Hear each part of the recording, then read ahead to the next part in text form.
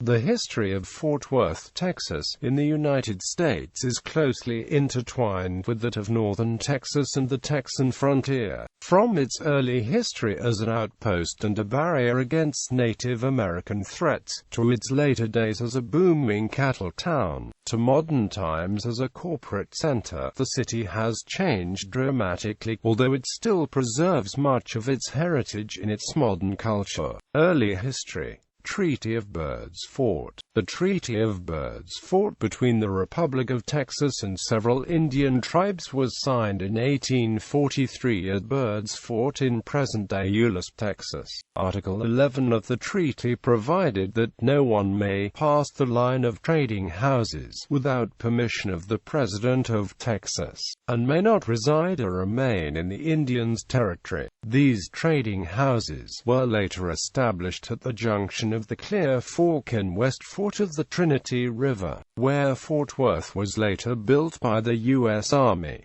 At this river junction, the U.S. War Department established Fort Worth in 1849 as the northernmost of a system of forts for protecting the American frontier after the end of the Mexican-American War. The city of Fort Worth continues to be known as where the West begins.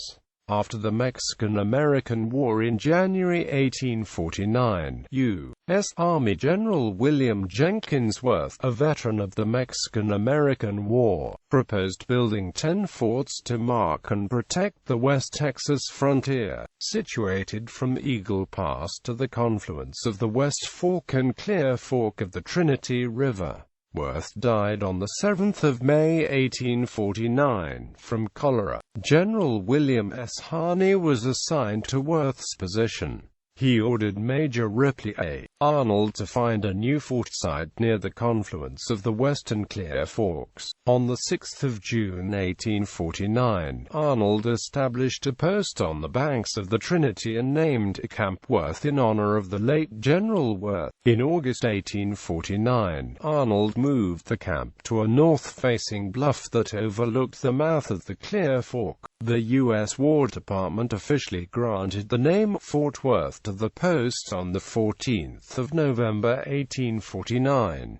Development of the town. Although Native Americans were still a threat in the area, as this was the traditional territory, European American pioneers quickly settled near the fort. In the process of relocating the camp to the bluff, Arnold found George Press, farmer, living there and allowed him to open the first sutler's store.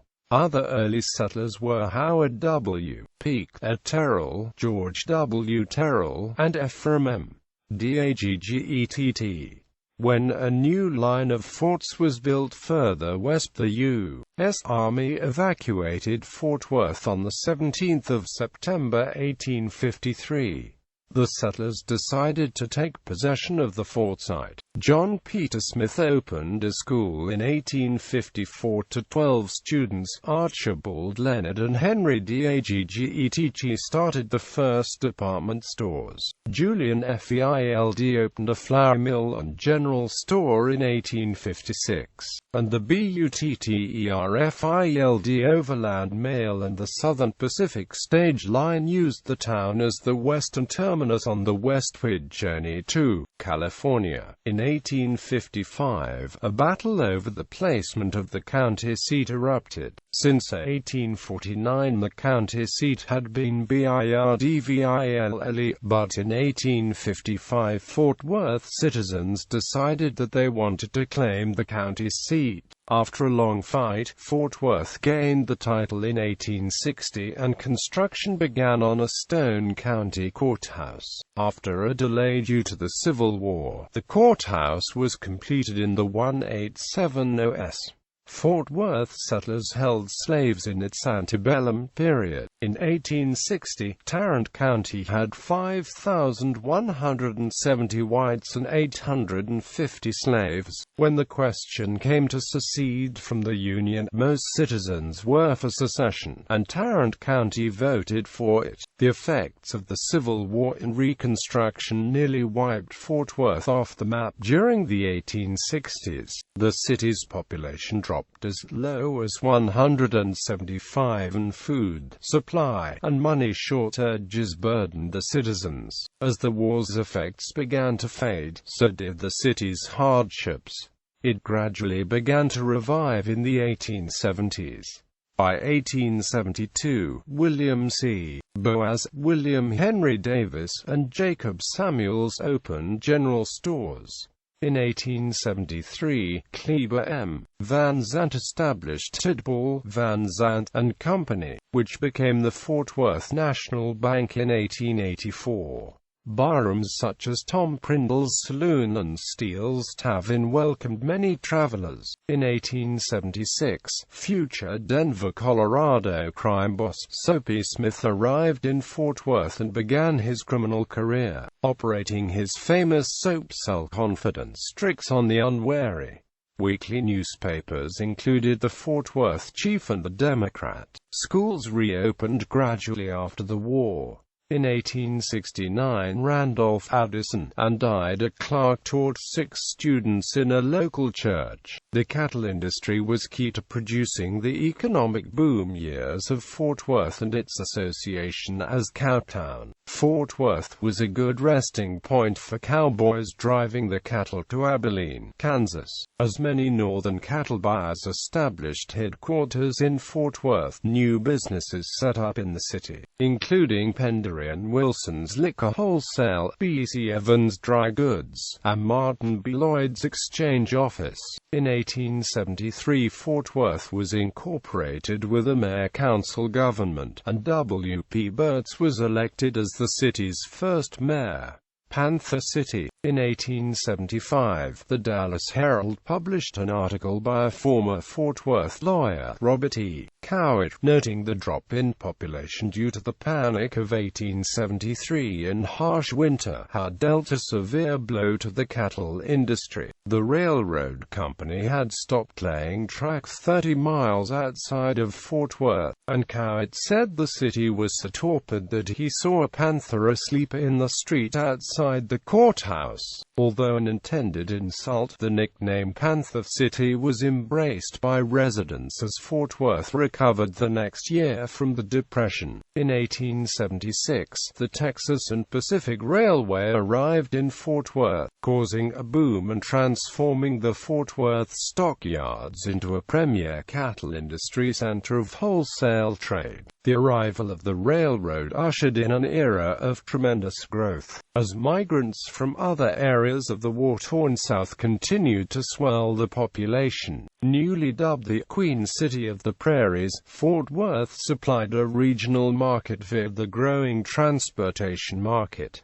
20th century. New industries. In 1902, the Swift and Armour meatpacking companies set up facilities in Fort Worth. Their arrival meant employment for thousands of workers, greatly increasing the prosperity of the town. As a result, the town's population tripled in size from 26,600 people to more than 73,000, and it attracted migrants from rural areas, as well as immigrants. Texas had a segregated society, and often excluded blacks from the better jobs in new industries such as meat packing. The Fort Worth Gas Company was created in 1909 and began serving almost 4,000 customers via a 90 miles pipeline from Petrolia, Texas. W. K. Gordon, superintendent of the Texas Pacific Coal Company, believed there was oil in the town of Ranger, 90 miles away from Fort Worth. While he was testing for oil, a message came in from the headquarters in New York, saying, "Believe had made mistake, suggest you stop drilling." In October 1917, after Gordon had convinced the president to let him drill a little deeper, he struck a large oil deposit, transforming Ranger into a boom town of 30,000.